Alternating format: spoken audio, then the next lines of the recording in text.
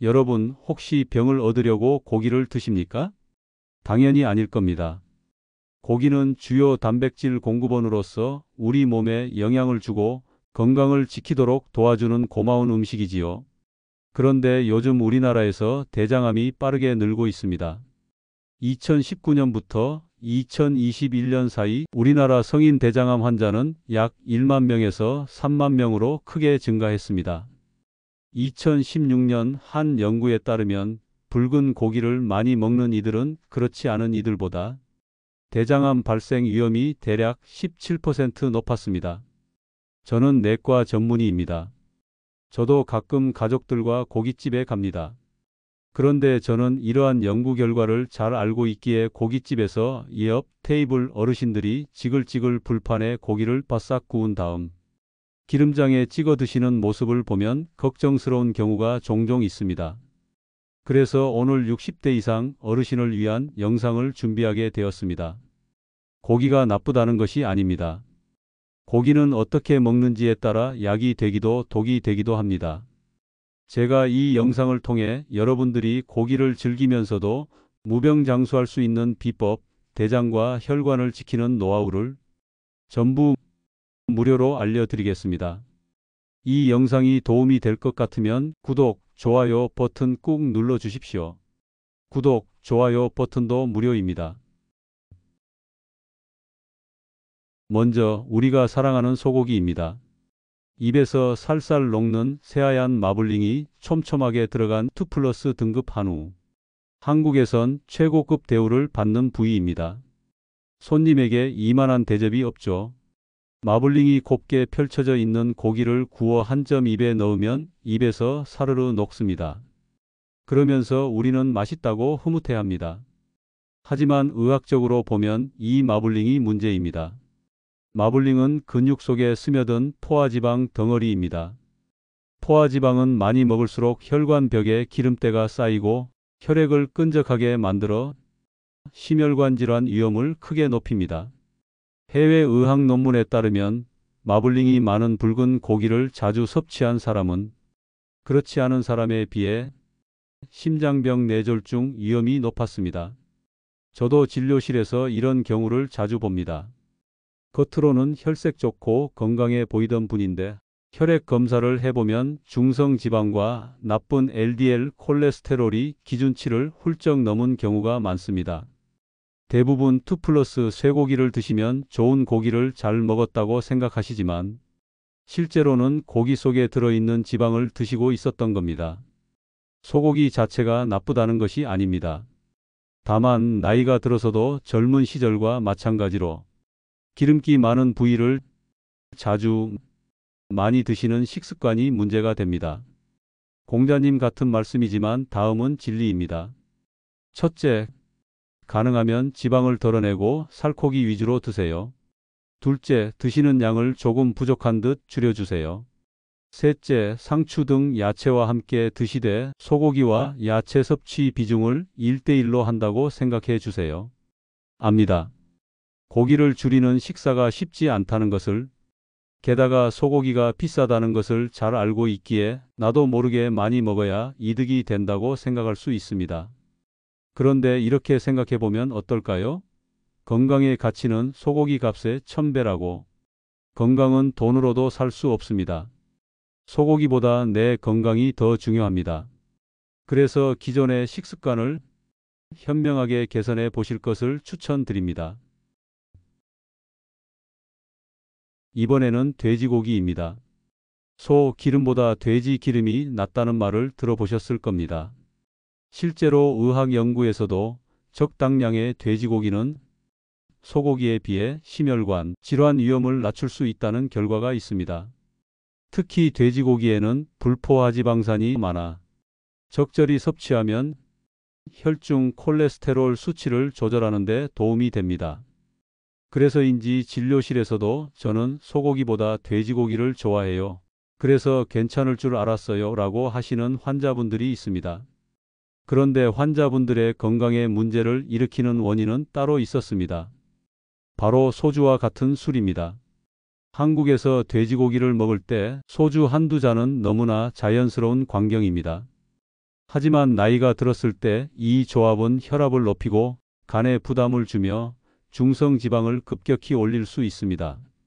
특히 고기를 먹는 자리에서 마시는 알코올은 고기 속 지방과 만나 중성지방 폭탄을 만드는 주범입니다. 심지어 알코올은 간에서 지방 분해 능력을 떨어뜨려 다음 날까지 피 속에 지방이 떠다니는 상태를 만듭니다. 돼지고기를 건강하게 즐기시려면 가능하면 소주와 같은 술은 멀리하고 기름기 많은 삼겹살보다는 등심이나 안심같이 살코기 위주 부위를 선택하는 것이 좋습니다. 그렇게만 해도 돼지고기를 훨씬 건강하게 즐길 수 있습니다. 이제 오리고기 이야기입니다. 오리고기는 한국인들이 건강한 고기로 자주 꼽는 메뉴입니다. 실제 오리고기는 다른 육류보다 불포화 지방산이 많아 혈중 나쁜 콜레스테롤을 줄이는 데 도움을 주고 단백질과 비타민 B군도 풍부해서 피로 회복과 면역력 유지에 좋습니다.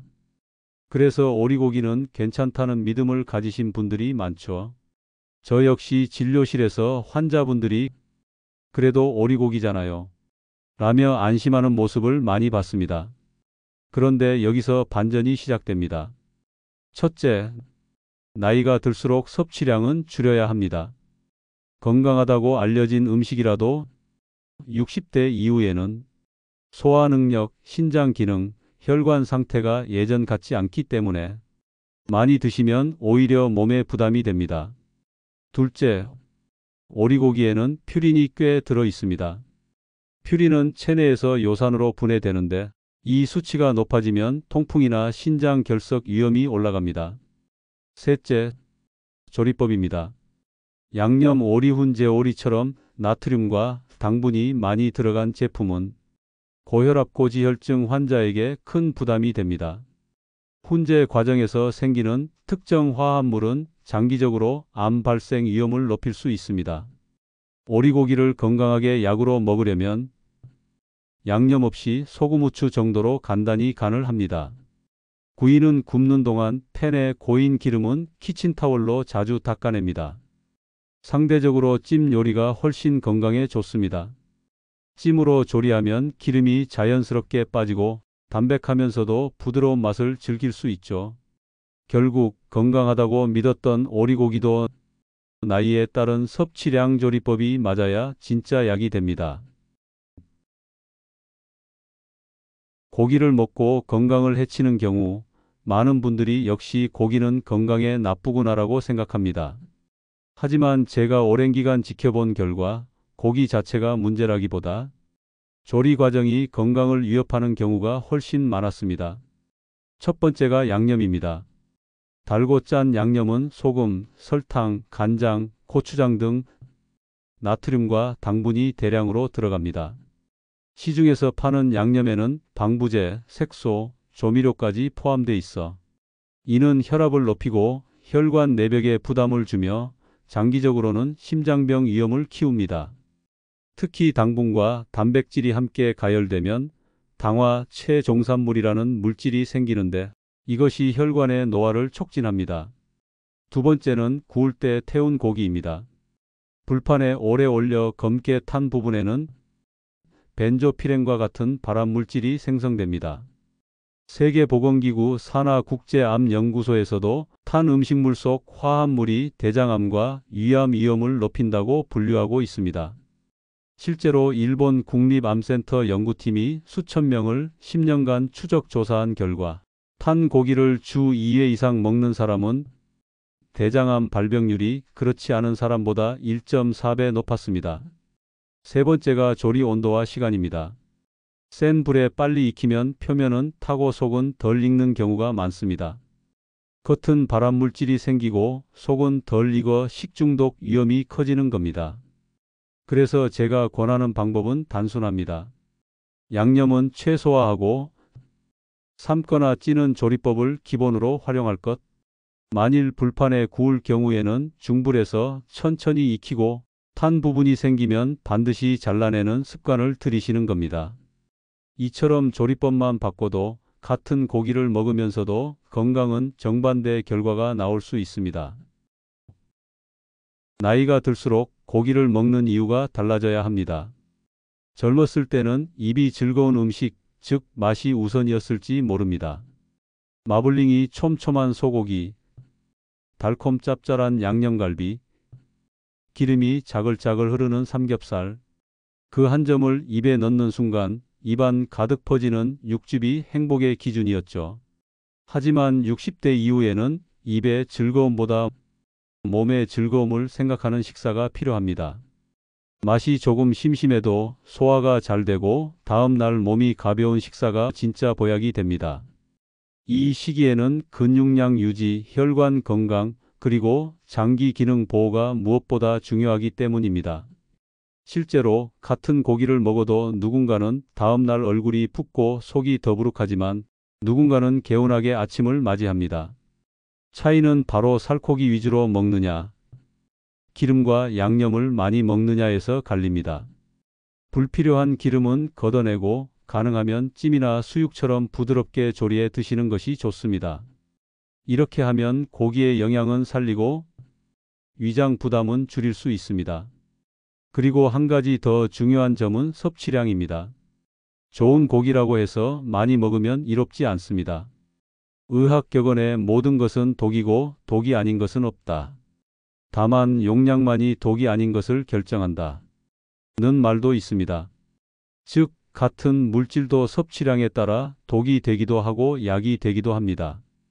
60대 이후에는 신체의 단백질 합성 능력이 떨어지고 과잉 단백질은 결국 소변으로 배출되거나 단백뇨로 나타날 수 있습니다. 신장에 부담이 생길 수 있다는 의미죠. 그래서 저는 환자분들에게 이렇게 말씀드립니다. 이제는 배부름보다 몸의 편안함을 기준으로 고기를 드셔야 합니다. 고기를 맛있고 건강하게 먹는 지혜를 가지자는 겁니다. 그 지혜만 있다면 나이가 들어도 고기는 우리 몸에 좋은 친구가 될 수 있습니다. 고기를 줄인다고 해서 단백질이 부족해지면 안 됩니다. 우리 몸은 매일 근육을 유지하고 세포를 회복하며 면역력을 지키기 위해 단백질을 필요로 합니다.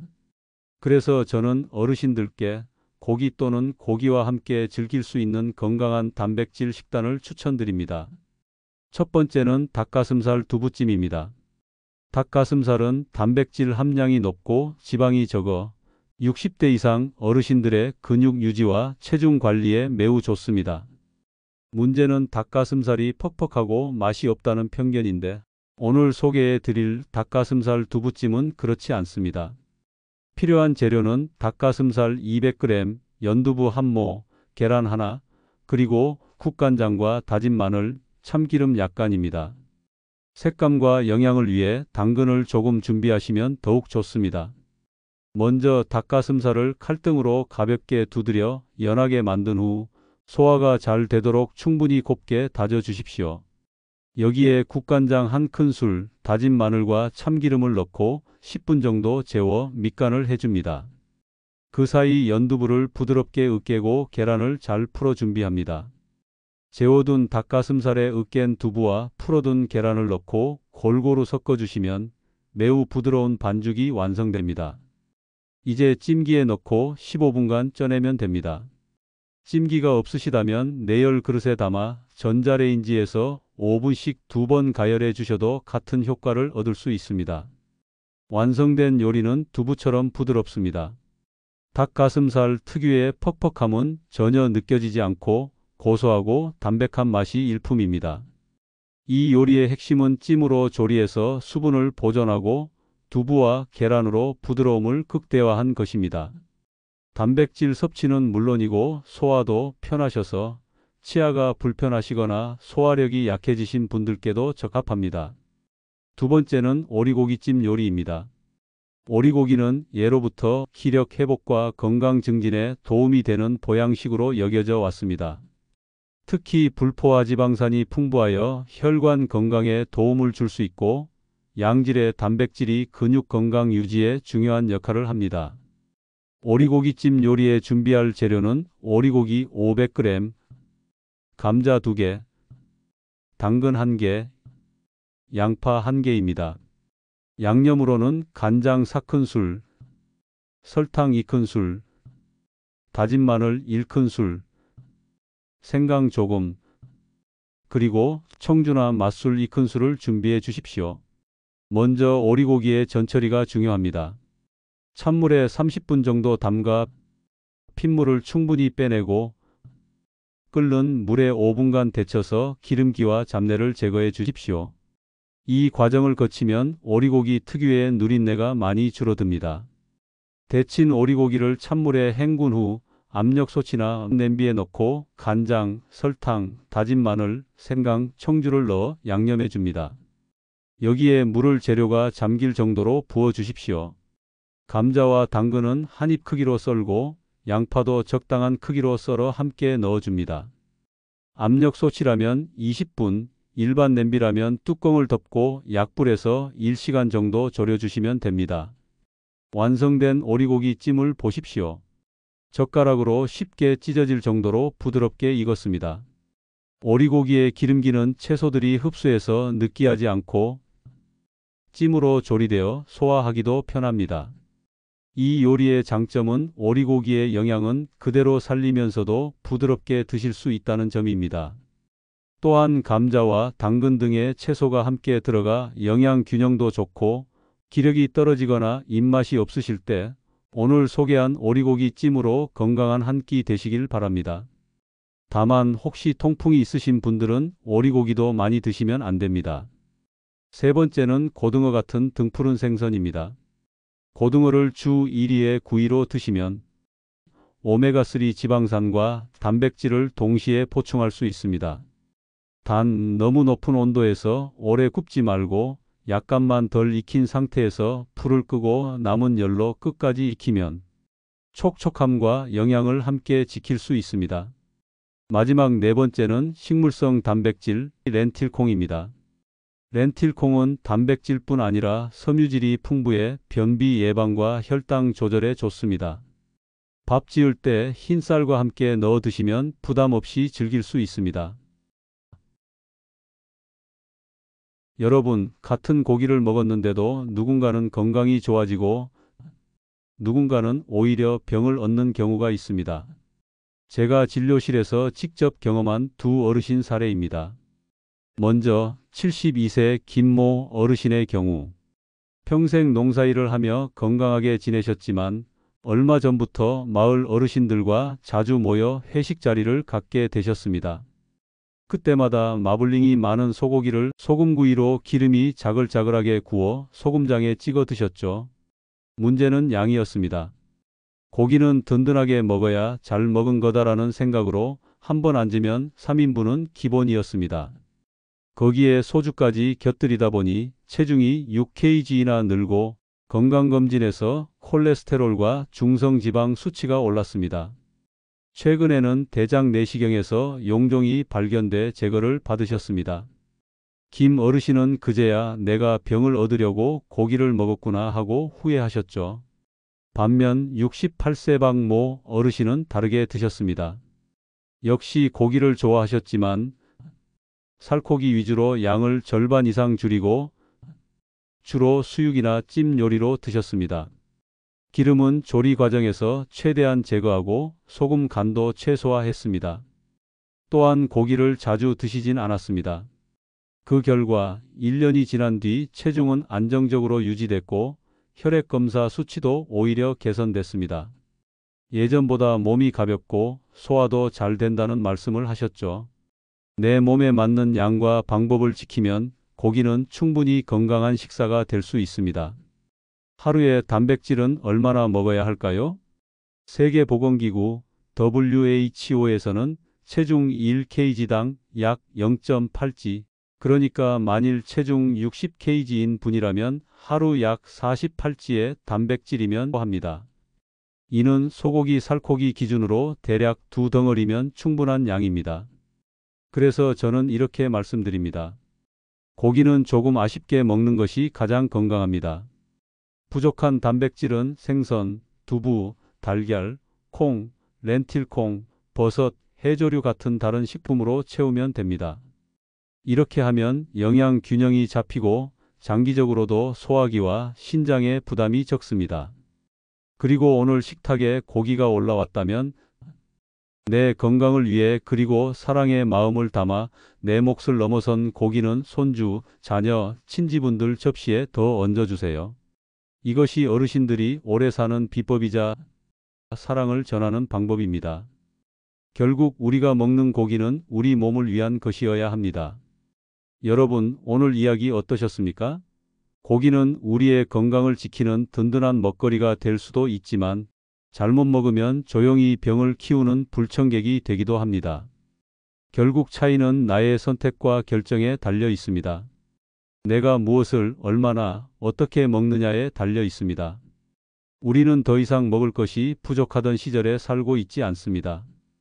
이제는 건강을 지키는 지혜가 더 소중한 시대입니다. 오늘부터 내 건강을 위해 고기를 건강하게 즐기는 음식 문화를 함께 만들어가면 좋겠습니다.